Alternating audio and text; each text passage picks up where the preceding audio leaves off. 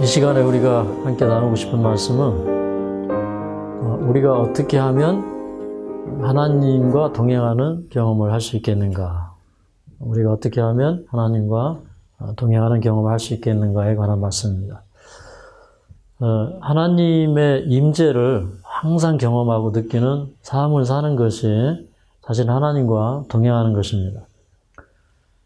우리가 신앙은 참 오래 하지만 그러나 많은 사람들이 시도해보지 않는 것이 어린 양이 어디로 인도하든지 따라가는 경험.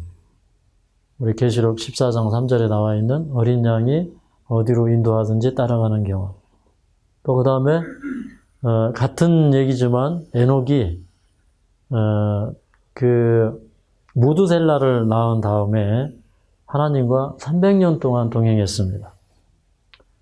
에녹이 무두셀라를 낳은 다음에 하나님과 300년을 동행했다는 것은 그 자식을 낳아 보니까 그 자식과 그 에녹의 관계가 자기와의 관계가 무엇인지가 느껴지는 겁니다. 그래서 아이가 아빠하고 따르는데 너무너무 친밀하게 잘 따라요. 매사에 아빠를 좋아하고 의지합니다. 그래서 그걸 보면서 에녹은 나도 하나님을 이렇게 따라야 되겠구나. 그래서 그 아이들을 보면은 그 아이들이 아빠를 기쁘게 하죠. 제가 이제 딸을 둘을 키웠는데 특별히 이제 둘째를 낳을 때는 그 아이에 대한 사랑이 더 커지더라고요. 첫째보다 둘째가 더 커지더라고요. 그런데 그 아이가 아빠를 얼마나 사랑하고 따르는지 제가 이제 하루 종일 일을 하고 집에 들어오면 아이가 그냥 아빠 왔다 하면서 그냥 소리를 지르면서 뛰어나오고 막 와 웃고 그냥 아빠를 안고 뽀뽀하고 애정 표현을 하고 그러는데 그 순간에 모든 필요가 다 해소가 돼버려요. 그래서 그 아이를 보니까 아빠를 기뻐하는 거예요. 그 아이를 보니까 제가 기뻐지는 거예요. 아이로 인해서 행복해지는 거예요. 그래서 에녹이 그 무두셀라를 낳은 다음에 이 에녹도 하나님 앞에 자기도 어린 아이처럼 되어서 하나님 앞에 늘 이렇게 예쁘게 그렇게 하나님을 기쁘시게 하는 자라는 칭호를 얻었어요. 우리도 하나님과의 관계가 그렇게 되어야 되거든요. 근데 이 하나님과의 관계가 너무 어려운 관계이고 너무 먼 관계예요. 그렇습니까? 제가 지난주에 그런 말씀 드렸죠. 며칠 전에 이스라엘 백성들이 가나안을 향해서 갈 때 그들이 하나님께서 너희가 저 에돔 땅을 통과할 때 에돔 사람들이 너희를 무서워할 거니까 그 에돔 사람들에게 참 그 예호를 다해서 그 사람들에게 무슨 물건을 사면 돈을 주고 물을 마시면 물값을 주고 이렇게 그 사람들에게 아주 친절하게 대하라고.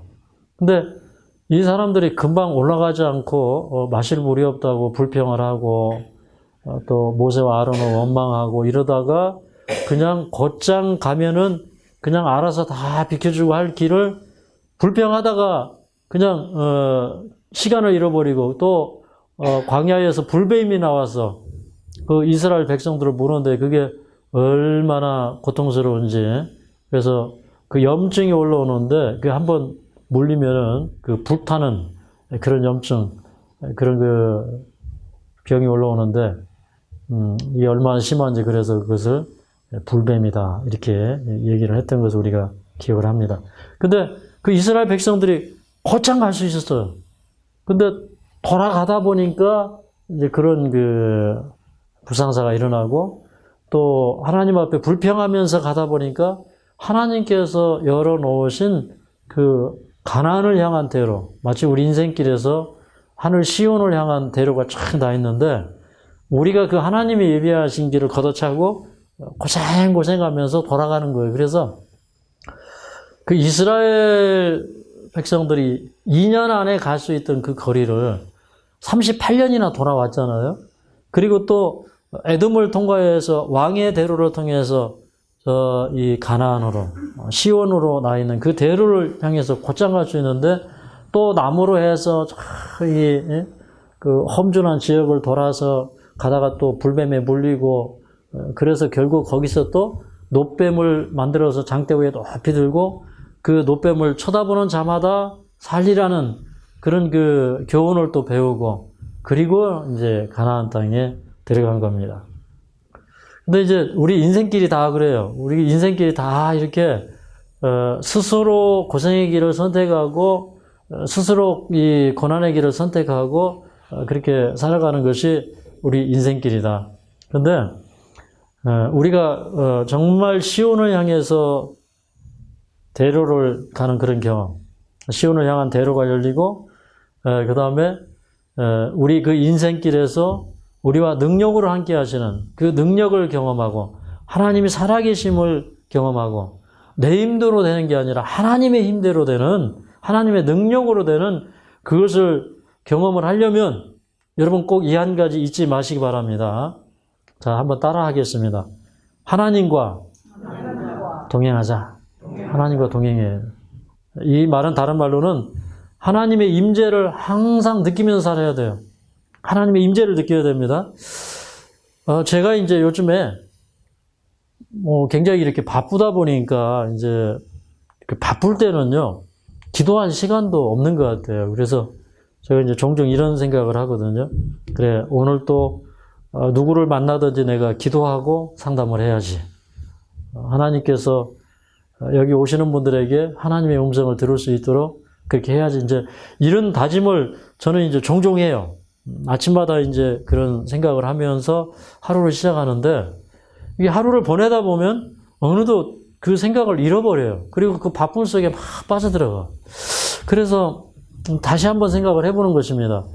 이 하나님의 임재를 항상 의식하고 느끼면서 삶을 살아야 되는데 그런 생각을 하는데 이런 그 말씀이 있어요. 빌리 그레이엄 목사님. 참 훌륭한 목사님이라고 생각이 돼요. 근데 그분이 그 1973년도에 그 여의도 그쪽에서 집회를 할 때 그때 103만 명인가 이렇게 모였다고 그래요. 그래서 아마 이것이 이제 세계적으로 단일 집회 제일 많이 모인 그런 집회라고 이제 사람들이 얘기를 하더군요. 그런데 그 이제 빌리 그레이엄 목사님의 설교를 들으면서 이분 참 열정적이다. 그리고 참 그 기별이 진실하고 귀하다. 이제 이런 생각을 하게 되었어요. 그런데 이제 이 빌리 그레이엄 목사님이 80세 생일이 지난 다음에 이제 한 토크쇼에 나가게 되었습니다. 근데 거기 레이 킹이라고 하는 사회자가 이 빌리 그레이엄 목사님한테 물어봤어요. 당신의 삶을 뒤돌아보면 당신은 상을 받아야 할 것 같습니다. 후회도 없겠지요? 이렇게 물어봤어요. 그랬더니 이 빌리 그레이엄 목사님이 나는 모든 사람 중에 가장 큰 실패자입니다. 나는 사람들과 많은 시간을 보냈고 또 그러다 보니 반대로 하나님과는 너무 작은 시간을 보냈습니다. 사업상 미팅을 하느라 너무 바빴고 예배에도 너무 바빴어요. 나는 하나님과 더 많은 시간을 보냈어야 했어요. 그랬으면 사람들이 나와 함께 있을 때 하나님의 임재를 더 느낄 수 있었을 텐데 그렇게 얘기했다는 것입니다. 근데 이 말씀을 제가 읽으면서 정말 마음속에 와닿았어요. 사실은 이제 제일 좋은 설교, 제일 좋은 전도는 상대방이 그 사람을 통해서 하나님의 임재를 느끼게 하는 것입니다. 맞습니까? 근데 저는 제 생애 가운데 저분 안에 예수님이 계신 것 같아 이런 느낌을 받은 적이 정말로 있어요. 그 박근영 집사님이라고 그 폐암이었는데 이제 그 여러분이 온 폐에 이 암덩어리가 다 번져서 수술하지 못하고 덮어놓은 그런 집사님이 계셨고 그분과 제가 함께 새벽 기도를 하는데 근데 그 새벽 기도에 그 폐암 집사님 한 분하고 또 한 분은 또 그분처럼 또 불행한 분이 없어요. 또 아들이 어떻게 하필이면 교회를 짓다가 제가 다니던 그 난곡교회라고 하는 그 교회를 짓다가 지붕에서 떨어졌는데 이게 그때부터 이렇게 허리가 잘못되어가지고 이게 반신불수예요. 그냥 평생을 누워서 살다가 그러다가 그분이 또 돌아가신 지 한참 됐어요. 그런데 그분이 이제 돌아가시기 전에 그 아들을 둔 그 어머니가 새벽기도 두 분이 나오셔요. 근데 이 두 분은 이제 연세도 좀 있으시고 한 분은 이렇게 폐암도 있으신 데다가 또 귀도 어둡고 또 한 분은 또 눈도 어둡고 그러니까 새벽기도를 셋이서 하는데 제가 이제 눈 역할도 해드리고 또 귀가 어두운 분을 위해서 또 제가 이제 확성기 역할도 해드리는 거예요. 그래서 아침에 하나님 말씀 펴고 큰 소리로 읽습니다. 근데 그 시절에는 그 새벽 기도하는 시간이 그렇게 즐겁고 좋았어요. 저는요, 이 복음 전하는 걸 그렇게 좋아했어요. 그래서 이제 그 시절에 한 가지 비밀이 있는데 막 속에서 그 하나님 말씀이 막 끌어오르면 설교를 하고 싶은데 이 목사님이 설교 시간을 잘 안 주시죠. 그런데 가끔가다 한 번씩 이제 설교 시간을 주셔요. 그런데 저희 아버지가 이제 교회 수석장로님이셨기 때문에 수석장로님한테는 뭐 한 달에 한 번이나 이렇게 이제 설교가 돌아와요. 그러면 이제 아버지가 이렇게 얘기하셔요. 예, 영수야, 내가 바빠가지고 설교 준비를 못했는데 네가 할래? 그래요. 그러면 저는 그냥 기다렸다는 듯이 합니다. 근데 그 아침에 가서 이제 두 분 그 연로하신 집사님들하고 새벽 기도를 드리는데 그 새벽 기도 시간이 너무 좋은 거예요. 근데 우리가 만나서 이제 기도하고 찬송하고 말씀 전하고 이러는데 어느 날은 살며시 이런 마음이 들었어요. 참 이상하다. 저분 속에 예수님이 계신 것 같다. 저분 속에 예수님이 임재해 계시는 것 같다. 이런 느낌을 받았어요. 그런데 정말 우리가 그렇게 새벽 기도를 하고 그 새벽 기도가 시작된 지 2달 만에 그분은 새벽 예배가 마치고 저한테 와서 이런 말씀을 하셨습니다. 전사님, 제가 오늘 병원에 다녀왔습니다. 저 깨끗해졌습니다. 그러는 거예요. 제가 깜짝 놀랐어요. 제가 흔적도 없어졌다는 거예요, 암이. 아멘입니까? 근데 이분이 이제 경험했던 게 뭐냐면, 제가 느꼈으니까요. 그분 속에 주님이 계신 거를. 근데 이분이 하루는 저한테 이런 고백을 했습니다. 전사님, 제가 참 인생을 이렇게 살았습니다. 그러면서 자기 인생 살아온 얘기를 해요. 자기 남편이 너무너무 속을 썩이고 술 많이 드시고 또 그다음에 자기가 이제 그 시장에 나가서 옛날에 이제 이렇게 광주리 머리 위에 이렇게 얹고 다니면서 이제 생선 장사하고 근데 이게 생선이라는 게 특별히 이제 여름철에 이렇게 덥고 하면 그날 떼온 물건을 그날 팔아야 되는데 어떤 때는 못 판대요. 그러면 밤새 그냥 그 집에 오지 못하고 그 시장 바닥에 앉아서 쭈그리고 잤다가 그 다음에 이제 다음 장을 향해서 간대요. 그리고 거기 가서 또 팔고 그렇게 하고 이제 그게 팔리면 또 집에 오고 그렇게 해서 돈 조금 모아서 어디 뭐 장롱 속에 깊이 꼽붙여 놓고 이렇게 하면 아이고 어떻게 남편이 그걸 알았는지 그것도 홀랑 가져다가 노름해가지고 다 날리고 이제 이렇게 평생을 살았다는 거예요. 그러니까 이제 이 집사님이 속이 타는 거예요. 그러다 이분이 이제 남편이 계속 줄담배 피고 하시니까 이제 폐병이 걸린 거예요. 근데 어느 날 이분이 이렇게 말씀하셨어요. 저 전사님, 저는 이제 제가 살면 얼마나 살겠습니까? 제가 남편을 원망하지 않고 제가 아들을 원망하지 않고 이제는 마음껏 사랑하다가 가렵니다. 그렇게 말씀하셨어요. 마음껏 사랑하다가. 근데 그 말씀을 하실 때 정말 마음이 찡했어요. 그런데 그날부터 그분이 변하기 시작했어요. 교회에서 이렇게 저녁 예배 끝나고 또 뭐 성인에 또 모여서 예배 드리고 이러면 그분은 이제 사람들한테 인사할 때 집사님 사랑합니다. 전사님 사랑합니다. 목사님 사랑합니다. 이분 인사가요 사랑합니다예요. 근데 이제 이분은 특별히 이제 저를 만나면 전사님 사랑합니다 그러고요. 제 손을 갖다가 볼에다 한번 이렇게 대셔요. 그리고 얼마나 제가 사랑스러우면 제 손을 끌어다가 이렇게 집사님 볼에 대겠어요? 근데, 뭐, 그때 저도, 다윗이 한 말 가운데, 땅에 있는 성도는 존귀한 자니, 나의 모든 즐거움이 저에게 있도다. 그런 말씀이 있어요. 근데, 다윗이 그 성도들을 볼 때 너무너무 존귀하게 보이는 거예요. 너무너무 사랑스럽게 보이는 거예요. 근데 정말, 목자의 심정이 되어서 양떼를 보면 양떼가 그렇게 사랑스러워요. 정말이에요. 근데 우리 이제 시골에서 이제 저녁 예배 뭐 이렇게 또 성인이 되고 이러면 그럼 이제 제가 이제 차를 운행해서 이렇게 모셔옵니다. 저희 집에서 저 욕장 코스도 있고 뭐 어디도 있고 이제 이렇게 돌아요. 그런데 근데 저는요 그분들을 모셔오고 모셔다 드릴 때 너무너무 그게 좋아요. 뭐 이게 하루 종일 이렇게 우리가 성도들을 만날 수 있는 그런 건 아닌데, 근데 이제 예배가 있는 날만 만나는 거예요. 근데 그분들을 이렇게 다 태우고 할 때 정말 그분들을 저는 모시는데 어떤 마음으로 그분들을 모시냐면 그 왕을 모시듯이 그런 마음으로 그분들을 다 이렇게 모시고 갑니다. 그리고 뭐 이렇게 뭐 좀 덜컹거리는 코스나 아니면 이렇게 코너를 이렇게 심하게 돌고 할 때, 그런데 정말 정성을 다해서 넘어가고 돌고 막 이래요.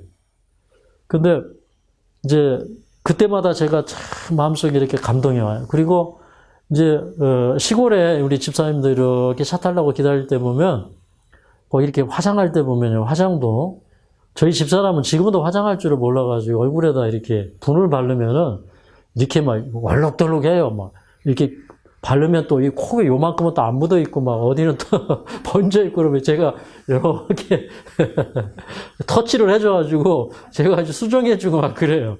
근데 그 시골 집사님들이 그 화장한 게 막 다 떠가지고 이래가지고 그래도 교회 오는 날이라고 여기다가 핸드백 들고 그리고 이제 새 옷 입고 기다리시는 거 보면 그렇게 사랑스러워요. 하여튼 뭐 저는 이제 그렇게 이제 그런 시절을 보냈는데, 근데 우리가 이제 그 집사님하고 이렇게 인사를 나눌 때 그 집사님이 저를 보면 손을 잡고 사랑합니다. 그러고 손을 갖다 볼에다 부비고. 근데 이제 어느 날은요 겨울인데 눈이 이렇게 수하게 쌓였어요. 한 20cm 쌓인 날. 근데 이분이 또 고무신 신고 또 새벽에 교회 오시는 거예요. 근데 또 그분 집에 가려면 우리 또 교회에서 저 길 건너가지고 이렇게 탑동 건너가려면은 찾길이 위험해요. 그러면 집사님하고 또 팔짱 끼고 또 저는 그때 20대 후반이고 그분은 이제 60대 그러니까 어머니가 또 이렇게 팔짱 끼고 또 길을 건너드리고 그랬었어요. 근데 그렇게 우리가 2개월 보냈어요. 그리고 와서 병원에 가보니까 다 나았어요. 아멘입니까? 네. 그래서 제가 이제 드리고자 하는 말씀은 이거예요. 우리가 하나님의 임재를 경험하면서 살자. 그럼 하나님의 임재를 경험하면서 사는 것이 무엇인가? 이제 몇 가지 하나님의 임재를 경험하는 삶은 몇 가지가 있어요. 근데 첫째는 뭐냐면 하나님과 나의 사랑을 느끼는 거예요. 하나님의 사랑을 느끼는 거예요. 여러분 이제 하나님이 나를 소중하게 여기시고 하나님이 나의 백그라운드가 되시고 나를 도와주시고 하면요. 그런 거를 느낄 때 우리는 정말 든든해져요. 무슨 일을 하든지요. 두려움이 사라져요. 그리고 우리가 하나님을 가까이 하는 경험이 필요한 거예요. 우리 그 신명기 6장 5절에 보면 너는 마음을 다하고 성품을 다하고 힘을 다하여 내 하나님 여호와를 사랑하라. 내 하나님 여호와를 사랑하라. 마음을 다하고 성품을 다하고 힘을 다하여 네 하나님 여호와를 사랑하라. 그러니까 이제 사랑이 빠진 신앙, 이건 이제 외식하는 신앙이에요. 맞습니까? 뭐 막 율법을 지키려고 노력하는 것도 어떻게 보면 이제 거기에 이제 사랑이 없다면 그건 아무것도 아니잖아요. 그렇죠? 이제 거기에 사랑이 있어서 내가 어떻게 하면 하나님의 뜻을 더 잘 순종하고 살까? 이런 거는 믿음으로 행하는 것이에요.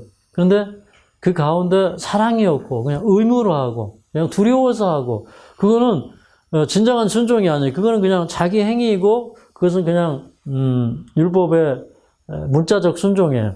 그런데 그게 아니라 마음을 다하고 성품을 다하고 힘을 다하여 내 하나님 여호와를 사랑하라. 그러니까 우리의 모든 애정의 첫째 자리에 하나님이 계셔야 됩니다. 내가 하나님을 더 사랑하는가? 내가 사람을 더 사랑하는가? 물질을 더 사랑하는가? 이렇게 비교해 보면 알아요. 나는 무엇에 대하여 생각하기를 좋아하고 무엇에 대하여 말하기를 좋아하는가? 나는 무엇을 위하여 시간을 투자하고 사는가? 이걸 보면 알아요. 사람은 자기가 좋아하는 일을 위해서 시간을 투자하고, 맞습니까? 자기 애정을 투자하고, 자기 관심을 가지고, 또 그것에 대해서 자주 얘기합니다.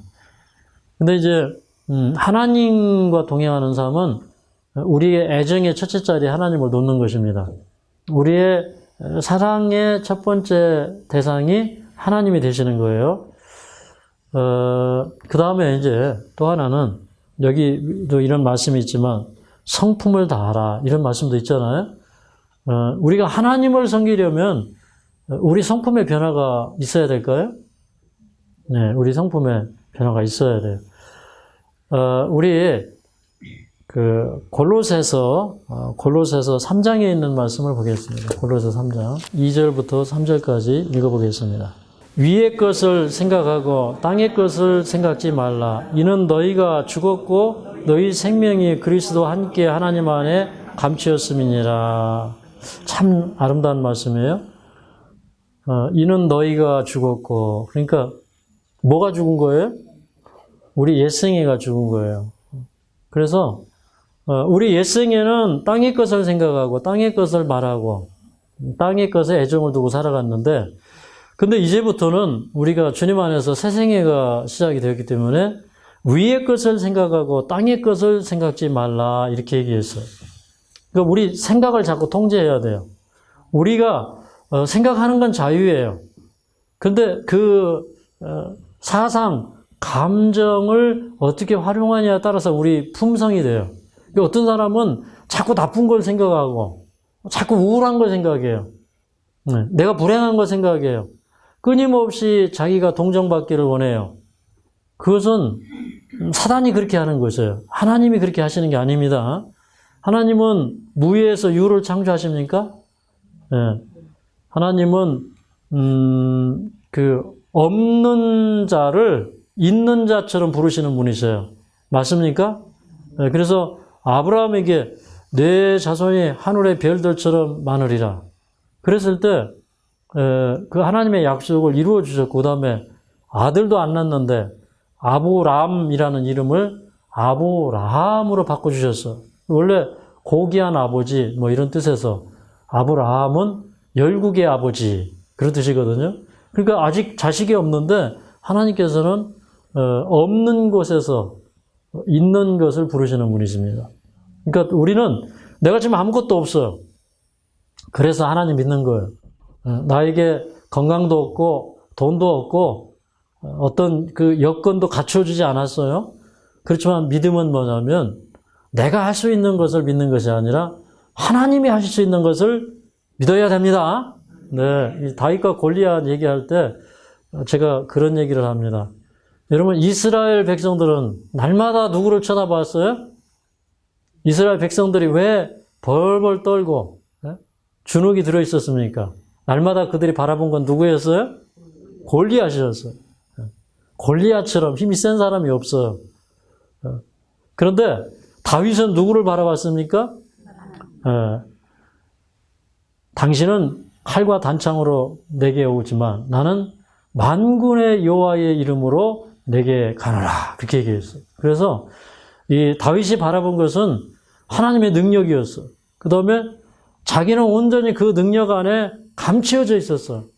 그래서 우리도 이제 내가 없다고 낙심하지 말고 정말 한 번이라도 진정으로 주님과 동행하고 주님을 마음에 모셔보라는 것이에요. 네. 우리가 모든 것이 갖추어져서 하나님을 섬길 수 없어요. 우리에게 모든 것이 갖추어지는 순간은 우리가 하나님을 섬기기가 굉장히 어려워지는 순간입니다. 죽일 것도 많고 오락거리도 많고 우리 앞에 할 수 있는 일이 내가 할 수 있는 일이 너무 많아지는 순간에 우리가 하나님을 경외하기 어려워요. 그런데 내가 아무것도 할 수 없을 때 그때는 하나님을 의지하지 않으면 죽는 상황이에요. 그럼에도 그때도 우리가 하나님을 의지할 수 없다면 우리는 주님 앞에서 철저하게 깨어지고 회개하고 참회하고 새롭게 되어야 합니다. 아멘입니까? 예, 그리고 여기 이제 이런 표현을 했어요. 이는 너희가 죽었고 너희 생명이 그리스도와 함께 하나님 안에 감추었느니라. 우리 생명이 그리스도와 함께 하나님 안에 감추어졌다. 그렇게 얘기했어요. 그러니까 우리 생명은 어디에 있는 거예요? 하나님께 있는 거예요. 하나님께. 그 로마서 6장 6절을 보겠습니다. 로마서 6장 6절. 자, 함께 읽어보겠습니다. 시작. 우리가 알거니와 우리 옛사람이 예수와 함께 십자가에 못 박힌 것은 죄의 몸이 멸하여 다시는 우리가 죄에게 종노릇하지 아니하려 함이니 이는 죽은 자가 죄에서 벗어나 의롭다 하심을 얻었음이니라. 여기 보니까 우리가 이제 침례의 경험, 침례받는 경험을 하는데 다른 표현으로는 이제 세례의 경험을 하는데 이 침례의 경험은 뭐냐면 예수님과 함께 우리 옛생애를 물속에 장사 지내는 거예요. 그러면 그 물속에 장사 지내는 것은 우리가 그 옛생애가 죽는 경험, 그리고 나의 인간의 모든 사욕과 정욕을 십자가에 못 박는 경험이에요. 나의 그 땅의 것을 생각하던 마음, 내가 소중하게 여기던 그런 마음들, 이거 다 주님과 함께 죽고 주님과 더불어서 새롭게 태어나는, 그래서 예수님과 한 생명이 되는 경험이에요. 그러면 이런 사람은 어떤 삶을 살까요? 이런 삶은 죄의 종노릇 할까요? 죄의 종노릇 하지 아니하고 죄에서 벗어나 의롭다 하심을 얻었음이니라 그래서. 그러니까 우리가 예수님 믿습니다. 믿음으로 의롭게 되는 줄을 믿습니다라고 하는데 실제로 그게 하나의 구호가 돼가지고 그냥 맨날 믿습니다만 하는 것이 아니라 정말 우리가 옛 생애를 벗어버리고 새롭게 되고 더 이상 죄에서 종노를 하지 않고 나를 주님의 의의 병기로, 의의 도구로 드리는 사람이 되어야 합니다. 맞습니까? 우리의 지체가 있는데 이 지체를 의의 병기로 드릴 수도 있고 불의의 병기로도 드릴 수 있어요. 같은 육체를 가지고도 맨날 모여가지고 작당이나 하고 나쁜 생각이나 하고 남 흉보는데 일조하고 그건 의의 병기예요? 불의의 병기예요? 불의의 병기예요. 그리고 의의 병기는 뭡니까? 항상 주의 말씀에 순종하고 우리 이웃을 내 몸처럼 사랑하고 하나님의 나라를 전파하기 위해서 내 자신을 주님 앞에 드리는 삶. 그게 뭐냐면 은혜가 우리에게 왕노릇하는 삶. 의가 왕노릇하는 삶이에요. 우리의 생명이 예수님과 함께 하나님 안에 감추어지는 그런 경험을 하는 거예요. 네. 참 표현이 좋은 것 같아요. 우리의 생명이 그리스도와 함께 하나님 안에 감추어지는 그런 생애. 하나님이 이제 이러거든요. 우리에게 하나님께서 막 강제적으로 이거 해라 저거 하라 하지 않아요. 근데 우리가 예수님과 함께 하나님 안에 우리의 생명이 감춰져 있는 것은 무엇이냐면 하나님께서는 우리에게 무한한 자유를 주셔요. 맞습니까? 우리의 개성과 인격을 존중해 주셔요. 그래서 우리가 그 안에서 주님 안에서 새로운 비전을 갖게 되는 것이고 내가 또 그 주님 안에서 이루고자 하는 것을 주님의 지도 아래 이루어 나가는 것입니다. 그래서 우리도 예수님이 그렇게 아름답게 사셨던 것처럼 예수님의 생명과 함께 하나님 안에 우리의 생명이 감춰져 있기 때문에 우리의 삶도 그렇게 살 수 있다는 것이에요. 네. 이제 우리가 이제 하나님과 동행하는 삶, 이걸 위해서는 항상 우리 생각을 통제해야 돼요. 생각을. 그래서 이걸 생각을 통제하기 위해서는 기도해야 돼요. 제가 이제 오늘 여러분에게 말씀을 드린 대로 여러분이 정말로 해보셔요. 해보시면 하나님의 임재가 느껴집니다. 하나님의 능력이 체험될 거예요. 그리고 그 안에서 하나님의 능력으로 치유되는 경험이 일어날 거예요. 그래서 그 치유가 내 마음에서부터 이루어질 때 하나님이 점점점 가까이 오시는 걸 느끼는 거예요. 그러다가 하나님의 능력의 실체를 우리가 만지게 되는 거예요. 어제 이제 제가 꼭 만나고 싶었던 분이 어제 찾아오셨어요. 작년 겨울쯤에, 그러니까 초겨울쯤에 여기 오셨다가 거의 한 달을 채우고 가신 분인데, 이번에 이제 여기 오셔서 말씀을 듣는데 그 말씀을 그렇게 잘 들으셔요. 말씀 듣고 이렇게 반응이 많이 와요. 정말 이렇게 말씀 들으면서 반응이 오고, 어떤 분은 그냥 화장실에 들어가서 말씀 듣고 가서 막 엉엉 울면서 통곡하고 통회하고 이런 분도 계셔요. 그 예전에 그 문아무개 사모님, 그분은 여기 오셔서 뭐 예배 드리기 전에 막 꺼이꺼이 우셔요. 그러면서 하나님께서 이분의 마음속에 회개를 계속 이루시는 거예요.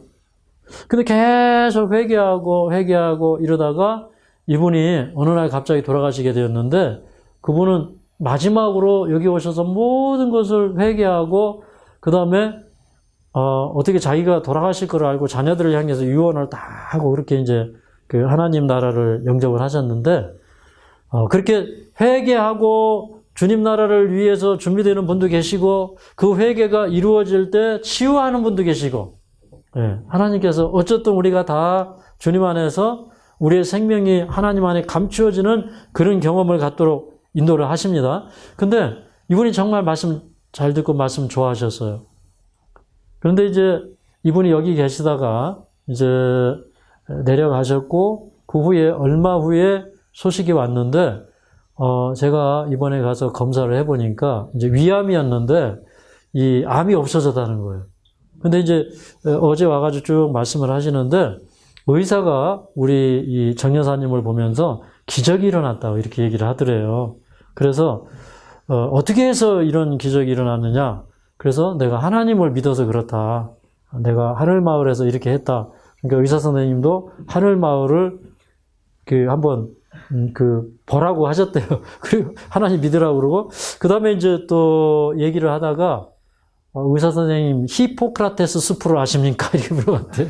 그랬더니 의사 선생님이 모른다고 그러더래요. 그래서 이거 한번 보라고 이제 그렇게 하셨고, 또 이제 다니면서 만나는 분들한테 자기가 그 치유의 경험을 얘기하고 또 하나님에 대해서 얘기하고 그러면서 이제 전도를 하는데, 근데 이분이 이제 어제 왔을 때 제가 이분을 보면서 정말 느낀 것이 있는데, 이분이 그때는 이렇게 말도 이렇게 잘 안 하시고 굉장히 조용하신 분이에요. 그런데 굉장히 그 진실하신 그런 게 보이는 분이신데, 근데 어제 보니까 이분의 얼굴이 너무너무 편안해진 거예요. 너무너무 편안해지죠. 그러면서 이분이 이제 자기가 그런 경험을 했을 뿐더러 다른 사람들에게 자기가 만난 예수님을 소개하기 위해서 이분은 그 예수님을 전하는 걸 그렇게 좋아하게 되었어요. 그리고 자기를 어떻게 하나님이 치유해 주셨는지 만나는 사람마다 그 얘기를 하고 다녀요. 그래서 이제 이분이 뭐 어디 또 요양병원에 가서 그 얘기를 하시고, 그래서 여기 그 얘기를 듣고 또 한 두어 번 또 왔다 가시고 이제 그랬거든요. 근데 어제 하는 얘기 중에 이런 얘기를 해요. 우리 집 윗집에 사는 분이, 그분이 이렇게 전도하려고 이렇게 박스 이런 걸 주스러 다닌대요. 그래가지고, 이게, 그걸 보면서, 나도 이제 거기에 동참을 해야 되겠다 해가지고, 이 사모님이 같이 박스 주스러 막 다닌대요. 그래도 박스 주워다가 또 이렇게 선교하는데 사용을 하고, 그 다음에 또 이런 얘기를 해요. 목사님, 제가 돈이 하나도 없었습니다. 그런데 하나님의 은혜로 제가 새로운 사업을 시작을 했습니다. 근데 그게 이 장사가 안 되던 그런 자리였는데, 장사를 한 다음에 하나님께서 얼마나 축복을 주시는지 하루에 30만 원, 40만 원 수입이 올라옵니다. 이렇게 얘기해요. 그러니까 이분 그냥 너무너무 그 단순하고 솔직하고 그런 분이에요. 근데 자기는 이제 먹고 살 이런 걱정도 있었을 거 아니에요. 그죠? 제가 왜 이런 얘기 하냐면, 여러분은 그냥 병났을 생각만 하면 되는데, 여기 앉아가지고 나가면 뭐 먹고 사나 뭐 하나 해가지고 맨날 저녁에 누워가지고 맨날 주판을 굴리고 막 그래요. 그래서 제발 그러지 말라는 거예요. 왜 여러분은 스스로 고아처럼 살려고 하십니까? 여러분이 고아입니까? 아니잖아요. 그죠? 여러분은 하나님이 계시잖아요. 근데 왜 여러분이 스스로 고아가 되고 스스로 과부가 되어서 사시려고 하십니까? 하나님이 여러분의 사정을 아십니까? 네. 근데 이분도 혼자가 되신 분이지만 이분은 고아도 아니고 과부도 아니에요. 왜 그래요? 하나님을 신실하게 의지하게 살기 때문에 그래요. 그래서 이분은 나가자마자 또 그렇게 얼마 후에 또 사업을 시작하셨는데 이게 사람이 너무 밀려올 정도로 그렇게 이 장사가 잘 된대요. 그러면서 이분의 삶에 함께 하시는 하나님이 정말 좋은 거예요. 근데 제가 어제 이분을 통해서 느낀 게 뭐냐면 알아요. 저는 알아요. 이분이 지금 어떤 경험 속에 사는지. 이분은요. 아침부터 저녁까지 이분의 모든 삶 속에 예수님이 계시는 거예요. 이분의 모든 생각 속에 예수님 계셔요. 이분의 모든 생각 속에 어떻게 하면 내가 이 천국 복음을 전할까? 어떻게 하면 나의 인생에 이르러 온 그야말로 이 대박이죠. 대박을 다른 사람도 좀 경험할 수 있을까? 이런 생각밖에 없는 거예요. 근데 제가 이제 다윗의 시편 가운데 저는 시편 19편을 참 좋아합니다. 시편 19편에 보면 이런 말씀이 있어요. 시편 19편입니다. 시편 19편 14절. 구약성경 814페이지입니다. 함께 읽도록 하겠습니다. 시작. 나의 반석이시여 나의 구속자이신 여호와여 내 입의 말과 마음의 묵상이 주의 앞에 연락되기를 원하나이다. 이제 이 다윗이 이렇게 얘기를 하는 거예요. 내 입의 말과 마음의 묵상이 주의 앞에 연락되기를 원하나이다. 근데 이게 참 좋은 말씀 같습니까? 네, 이게 참 좋은 말씀이에요. 이 말씀을 읽을 때, 이 말씀에 확 와닿는 분도 계시고, 어떤 분은 잘 안 하다. 근데, 이제 저는 이 말씀을 볼 때 너무너무 이 말씀이 아름다운 말씀으로 저에게 와닿았어요. 왜 그러냐면, 이제 저도 신앙생활을 오래 하면서, 제가 신앙생활을 잘못했다고 하는 것을 아주 절실히 깨닫게 되었어요. 그런데 제가 이제 그 신앙 안에 있다고 하지만 저는 항상 제가 계획을 세우고 제 생각이 먼저이고 그러면서 항상 제가 앞서가고 주님은 뒤따라오고 이런 생애를 살았더라고요. 근데 어느 날 이 문제에 대해서 철저하게 회개하게 되었어요. 그래서 제가 2000년도에 이제 신학을 마치고 주님의 인도하심을 위해서 제 생애를 완전히 내려놓고 기도할 때 저는 이런 기도를 했어요. 주님, 저는 지금까지 제가 살아왔습니다. 그런데 이제부터는 주님이 인도하시는 삶을 살기를 원합니다. 그래서 첫째, 나의 계획을 다 내려놓는 거예요. 내가 어디 가서 목회를 하고 뭘 해야 되고 이런 계획을 주님 앞에 다 내려놓고 주님이 저를 쓰시고자 하는 것에 주님이 저를 버리지 아니하시고 함께 하시는 곳에 제가 있도록 도와주십시오. 그리고 저는 그때요. 정말 제가 앞으로 살아갈 방식에 대하여 계획에 대하여 다 백지가 되었어요. 그러면서 제 마음속에 이런 생각을 했어요. 내 생각 속에서라도 나는 범죄하지 말자. 내 생각 속에 그분이 항상 계시도록 하자. 나의 모든 계획 속에 그분이 계시도록 하자. 내가 만나는 모든 사람들에게 말하기 전에 내가 기도하면서 대화하자. 그리고 내가 오늘 하루를 주님과 동행하자. 그러니까 내일이 필요 없어요. 오늘 일용할 양식을 주는 거예요. 맞습니까? 하루씩 양식을 주는 거예요. 오늘 주님과 동행하는 거예요. 오늘 시험에 들지 않게 기도하는 거예요. 오늘 그의 나라와 그의 의를 구하는 것이에요. 그래서 이제 그런 마음을 이렇게 가지고 있었는데 그게 해보니까 이게 자꾸 사람은요 죄에 익숙해져 있어서 자꾸 이렇게 죄로 기울어지는 경향이 있어요. 그래서 이제 그런 그 제 자신을 보면서 또 회개하고 또 나의 애정과 생각을 주님 앞에 드리고 이제 또 주님께 붙들리고 계속 그런 경험을 할 때 어느 날 이 성경절을 읽게 되었어요. 근데 이 성경절에서 제가 배운 교훈은 무엇이냐면 내 입의 말, 그냥 내가 하루 종일 하고 사는 말 있죠. 내 어록. 이 어록이 다 기록될까요? 예? 하늘에 다 있을까, 이 어록이? 네, 하늘에 다 있어요. 그래서 내가 오늘 무슨 말을 했느냐 이거예요. 내가 무슨 동기를 가졌냐 이 말이에요. 내가 누구를 판단할 수 있죠. 누구를 판단하고 판단하는 말을 하고 비판하는 말을 하고 그것이 다 주님의 심판대 앞에서 다 달려질 거예요. 다 드러날 거예요. 지금도 그건 다 달려지고 있어요. 그래서 저는 이런 생각을 했어요. 어떤 심판이 두려워서라기보다도 나의 생각과 내가 하는 모든 말이 다 기도처럼 하늘에 상달되었으면 좋겠다. 나의 생각도 기도가 되어서 하나님 앞에 상달이 되고, 이건 뭐냐면 마음을 다하고 성품을 다하고 뜻을 다하여 주 하나님을 사랑하는 경험이에요. 아멘입니까? 네. 그래서 다윗이 이렇게 살았구나. 다윗이 이런 경험을 했구나. 그러면서 나의 입술의 모든 말과 나의 마음의 묵상이 주께 연락되기를 원하네. 그럼 그 성가 있죠. 나의 입술의 모든 말과 나의 마음의 묵상이 주께 연락되기를 원하네. 이 찬미 있잖아요. 그죠?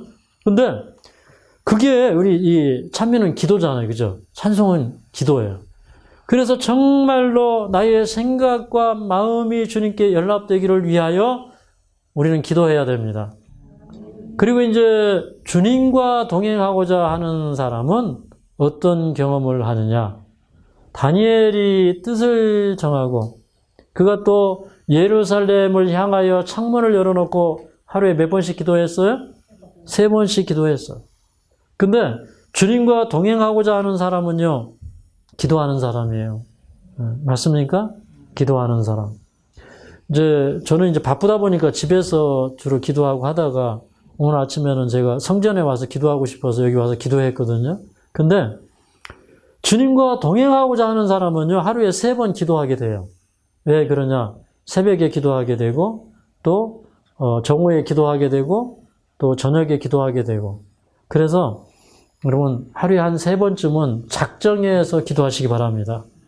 우리는요, 몇 시간 안 가서 시험에 들고 넘어지는 사람들이에요. 그래서 하루의 시간 속에 기도하는 시간을 짜 넣으시기 바랍니다. 하루에 3번씩 기도해 보셔요. 그러면 놀라운 역사가 이루어져요. 네. 그래서 저는 이제 정말 빌리 그레이엄 목사님이 그 80년 그 생일이 지난 다음에 토크쇼에서 하신 말씀이 나는 참 인생에 크게 실패를 했다. 내가 그렇게 참 복음 많이 전하고 사람들 많이 만나고 많은 대중 앞에 섰지만, 그런데 내가 그런 것보다 하나님을 더 많이 만나고 더 많이 기도하고 그렇게 살았더라면 그냥 내가 걸어다니기만 해도 사람들은 그 사람 속에서 하나님의 임재를 느꼈을 거라는 거예요. 그래서 이걸 보면서 이제 저도 더 하나님 앞에 기도 많이 해야 되겠다 이런 생각을 했어요. 우리 하나님께서 이번에 또 우리 또 샤샤님을 보내주셔서 박간일을 또 할 수 있도록 이렇게 돕고 계시지만, 근데 우리가 어떻게 하든지 우리의 삶 속에서 기도하는 시간을 우선순위로 둬야 돼요. 그래서 기도하면 생각나는 게 느헤미야거든요. 느헤미야. 근데 느헤미야서를 연구하는 분들이 이렇게 얘기해요. 기도 안 하는 한 민족보다 기도하는 한 사람이 더 강하다. 역사는 기도하는 사람 중심으로 이루어지게 돼 있어요. 예루살렘에 올라와서 성벽을 재건하는데 실패한 그 사람들이 있었어요. 536년경에 이 고레스의 조서에 의해서 이제 예루살렘으로 돌아가라는 영이 내렸을 때 5만 명의 사람들이 돌아왔어요. 그럼에도 불구하고 그 성은 중건되지 않았었습니다. 3차의 에스라를 통해서 약 5천 명의 사람들이 함께 왔지만 그 사람들 역시 성전을 재건할 수가 없었어요. 근데 페르시아 제국 내에 느헤미야가, 그는 이민 3세쯤 되는 사람이었지만 자기 이 사랑하는 조국에, 그리고 그 성이 회파되고 성문은 불타고 사람들은 붙들려가고 그 남은 자들은 고난을 당한다는 그 소식을 듣고 그는 땅에 주저앉아서 목 놓아 울기 시작합니다. 하나님 앞에 간구하기 시작해요. 예루살렘은 하나님의 이름을 두신 곳인데 우리가 범죄하여서 다 이렇게 흩어졌지만 그러나 우리가 다시 하나님께 회개하고 돌아오면 하나님의 이름을 두시려고 택하신 그곳에 다시 이스라엘이 돌아오게 하시겠다고 하시지 않았습니까? 그 일을 위해서 그가 몇 달 동안 기도했을 때 하나님께서는 그를 유다의 총독으로 부르셔서 그가 가서 예루살렘 성벽을 재건하게 하십니다. 그래서 그는 그 민족의 수건 사업이었던 성벽 재건 사업을 단 52일 만에 마칩니다. 그런데 이 느헤미야가 사람들에게 사람들에게 했던 얘기는 뭐냐면 하나님께서 우리와 함께 하신다는 겁니다. 하나님이 우리를 형통케 하신다는 것입니다. 그래서 기도하지 않는 한 민족보다 기도하는 한 사람이 더 강하다. 예. 모든 역사는 기도 가운데 이루어집니다. 아멘이에요? 기도해야 됩니다. 여러분, 하나님이 살아계심을 믿어야 돼요. 하나님은요, 아무것도 없는 곳에서 자기 사업을 일으키십니다. 우리가 건강 있지 않아도 괜찮습니다. 저도 20대 후반에 장애 사급이 됐어요. 그래서 다리가 부러지고 다리를 심하게 절고 또 제가 우리 집사람하고 결혼했을 당시에도 제가 좀 다리를 좀 표시가 날 정도로 그렇게 절었어요. 쩔뚝쩔뚝 하면서 다녔어요. 저도 뭐 건강도 없고 그렇다고 제가 뭐 가진 것도 없고 그렇다고 뭐 제가 이렇게 체구가 좋고 뭐 인물이 출중하고 저는 그런 사람도 아니에요. 다른 사람보다 재주가 많은 사람이 아니에요. 그러나 나는 할 수 없지만 내게 능력 주시는 자 안에서 내가 모든 것을 할 수 있느니라. 아멘. 믿음은 그것을 바라보게 합니다. 나에게 지혜가 없어도 주님은 나에게 지혜자가 되어주셔요. 내가 힘이 없어도 주님은 나에게 힘이 되어주셔요. 내가 재정적인 능력이 없지만 주님이 나의 재정적인 능력이 되어주십니다. 우린 그걸 믿어야 돼요. 제가 이제 2달을 전국의 요양원을 뒤지다가 어느 날 해가 뉘엿뉘엿 지는 시간에 이 둔내로 넘어가는 저 큰 길을 제가 지나갈 때 이 골짜기가 보였습니다. 그래서 이제 이 골짜기를 찾아 들어왔어요. 그리고 땅을 찾았는데 마침내 하나님께서 저 세천사의 동산 그 자리에 500평을 보여주셨어요. 그때 저 돈이 하나도 없었습니다. 그래서 제가 그 땅을 산다고 약속을 해놓고 그리고 기도했어요. 하나님 저 돈이 없습니다. 그럼 하나님 이 땅을 사게 해주십시오. 그래서 그 땅을 결국 사게 되었어. 샀고 또 우리가 그 요양원을 지키기 위해서 이제 집사람과 어머니를 모시고 제가 이 골짜기에 내려왔을 때 우리는 집을 얻을 만한 재정이 없었어요. 돈이 없었어요. 그래서 구들도 없는 헛간, 진짜 구들 없어요. 그냥 흙바닥이에요. 흙바닥에 옛날에 그 재버리던 헛간을 하나 얻어가지고 거기를 이제 방을 그 보재기 있잖아요. 보재기. 커튼이라고 그러나요? 제가 이렇게 촌스럽습니다. 커튼을 치고, 중정말로 보재기 치고. 그리고 보재기 안쪽에서는 저하고 집사람이 살고, 보재기 바깥에 우리 장모님이 살아요. 근데 이제 자다 보면 막 밑에 막 물이 막 이렇게 흐르고, 비 오면은 거기가 밭보다 낮아가지고 막 물이 이렇게 흘러 들어와요. 그리고 막 벌레가 몸을 막 기어다니면 또 벌레 잡고 다시 자고 그럽니다. 그렇게 저희가 거기에서 한 4개월 살았어요. 근데 하나님께서 주신 땅에 와서 기도합니다. 이 땅을 기적적으로 주신 우리 하나님.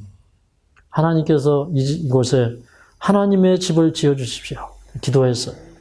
기도하면서 하나님이 또 100평을 지어주셨어요. 네. 제가 처음에 돈 없어서 30평 진다고 그러니까 우리 집사람이 하는 얘기가 무슨 100평은 지어야지 30평을 져가지고 뭘 하냐고 그래서 제가 이게 돈도 없는 사람이 참 배짱은 좋다 그랬어요. 근데 제가 이제 기도할 때 하나님 저는 목조집을 짓고 싶습니다. 정말 쾌적하고 아름다운 그런 전원주택을 지어서 이 세상에서 소외되고 버림받고 한 사람들이 하나님의 집에 올 때 하나님의 집은 이렇게 따뜻하고 아늑한 곳이구나 그런 걸 느낄 수 있도록 저에게 목주택을 주셨으면 좋겠습니다. 그래서 이제 처음에는 제가 이제 뭐 흙집 짓는 사람, 그 다음에 뭐 이렇게 블록으로 짓는 사람, 이런 사람들에게 얘기를 했더니 돈 없다니까 아무도 와서 지어주질 않아요. 세 번째는 어떤 분이 자기 발로 와서 내가 건물을 몇 채를 이렇게 짓기로 했는데 이상하게 그게 다 취소가 되어 있고 아무리 생각을 해도 하나님께서 나에게 성전을 지으라는 하나님의 뜻인 것 같으니까 제가 인건비를 아주 깎아서 지을 테니까 제 인건비도 깎고 우리 목수들도 다 데리고 와서 인건비를 제가 다 깎아서 그렇게 해서 이 집을 지을 테니까 우리 원장님은 저에게 이 목재만 좀 사서 이렇게 해주시면 제가 한번 지어보겠습니다. 그렇게 해서 이제 이것이 하나님의 뜻인 줄을 저희가 알고 하나님의 음성인 줄 알고 시작을 했어요. 근데 그게 정말로 100평짜리 집이 지어졌어요. 원래 우리가 60평을 설계를 했어요. 그런데 이제 60평을 설계를 해놓고 나니까 저희 집이 없어요. 그래서 혹시라도 목재가 더 있으면 지붕 밑에 좀 다락방을 올렸으면 좋겠다 이런 생각을 했는데 목재가 왔는데 목재가 너무 많이 왔어요. 그래서 왜 이렇게 많이 보내냐고 그랬더니 실수로 많이 보냈다고 그래요. 그래서 이거 다 가져가라고 그랬더니 가져가겠대요. 한 달이 되고 두 달이 돼도 안 가져가요. 그래서 우리가 한 세 번째쯤 전화를 했을 때 이분이 분명히 이렇게 말씀하셨어요. 당신네가 좋은 사업을 한다고 우리가 들었습니다. 우리가 차를 보내어서 이 목재를 가져오느니 저희가 기증하겠습니다. 그렇게 했어요. 그래서 이제 그 목재 남은 걸 다 계산을 해보니까 2층에 바닥재 이런 것들이 다 온 거예요. 두꺼운 합판들, 투바이 텔브라고 하는 그런 그 장선을 거는 그런 2층에다가 40평을 넣을 수 있는 목재가 왔어요. 그때 그 집을 짓던 목수가 감동을 받았어요. 그러면서 2층에다가 이렇게 집을 두면서 여기는 주예종이 살 곳이니까 제가 특별히 신경 써서 더 하겠습니다. 이렇게 말씀을 하시면서 이분이 그렇게 믿음 있는 분은 아니었거든요. 근데 그분이 이 집을 지으면서 하나님이 이 집을 짓는데 함께 하시는 걸 보게 되었어요. 근데 우리가 이제 거기서 시작을 했습니다. 그때 이제 가끔 어떤 사람들이 이렇게 여기 와서 꿈을 꾸면서 저는 이 골짜기에 사람이 충만한 것을 보았습니다. 이렇게 얘기를 해요. 사람들이 제 대신 꿈을 꿔주는 거예요. 근데 요즘에 이 골짜기에 점점 사람들이 많이 들어오고 있어요. 특별히 뭐 방문 상담도 많이 오고 하는 분들도 많이 들어오고. 근데 그때 저는 아무것도 없지만 근데 저는 이런 생각을 했어요. 하나님은 황량한 곳에서도 자기 사업을 일으키실 수 있는 분이시다. 네. 나는 내가 만난 하나님, 치유될 수 없는 분에게 치유를 주시고요.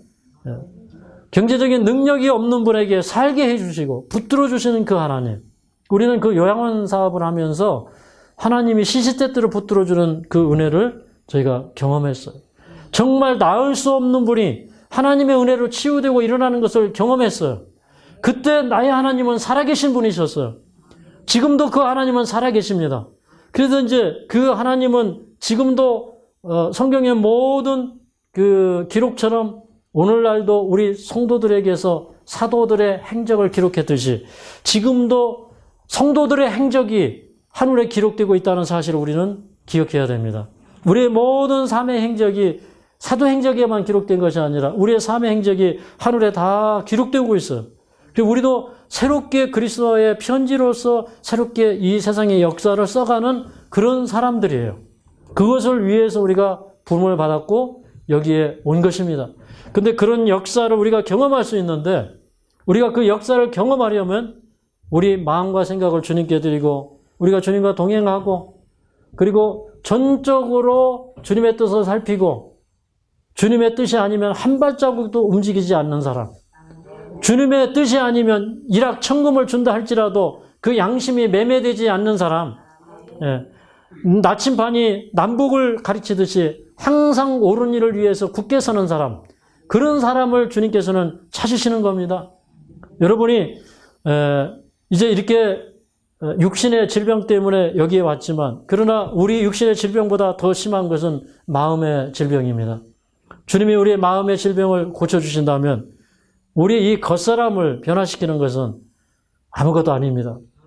우리 속사람을 변화시키는 그분께서 우리의 겉사람도 강건케 하실 것을 우리는 믿습니다.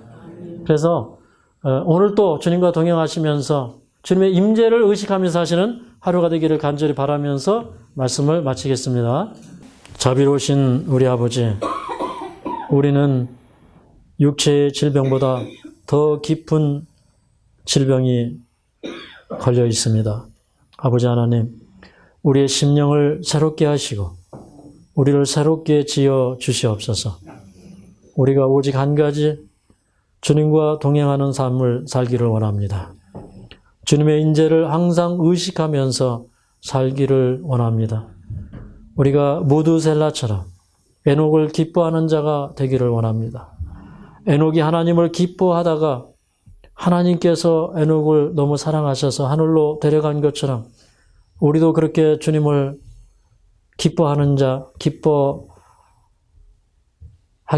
해드리는 자, 주님께 참으로 귀여운 자, 주님의 사랑을 받는 자 되게 하여 주시옵소서. 아버지, 저희들의 생애가 참으로 주님 안에서 능력 있는 생애가 되기를 원합니다. 우리들이 살아가면서 우리는 내가 가진 이 처지 때문에 절망하고 나를 바라보면서 절망합니다. 그러나 우리를 변화시키는 주님을 바라보게 하여 주시옵소서. 우리의 생애를 변화시키는 우리 하나님, 참으로 과부에게는 좋은 신랑감을 주시고 고아에게는 좋은 부모를 만나게 해주시는 우리 하나님, 먹을 것이 없는 자에게는 하늘의 떡을 먹게 하시는 우리 하나님, 참으로 그 하나님을 우리가 믿사오니 오늘 주님의 자녀들의 모든 짐을 가볍게 하여 주시옵소서. 수고하고 무거운 짐을 지고 고생하면서 인생길을 가고 있는 우리 모두에게 주님, 우리의 모든 멍에를 벗겨 주시옵소서. 참으로 주님은 우리의 능력자이시고 구원자이심을 믿습니다. 오늘도 우리가 마음과 생각으로 주님을 모시고 동행하기를 원합니다. 우리의 사상과 우리의 모든 계획 속에 주님이 계시기를 원합니다. 오늘 하루 하늘에 기록되게 부족함이 없는 우리 생애 되도록 도와주시옵소서. 오늘 하루도 매 순간 기도하면서 승리하는 생애 되게 하여 주시옵소서. 오늘 또 이곳을 방문하신 분들 있습니다. 주님, 그 심령이 함께 하시고 하늘의 것으로 인쳐 주시오며 여기에 이 성전에서 기도하는 모든 사람들의 소원을 만족해 하사 그 모든 소원들을 주님께서 친히 챙겨주시고 응답하여 주시옵소서. 예수님의 귀하신 이름으로 간절히 기도합나이다.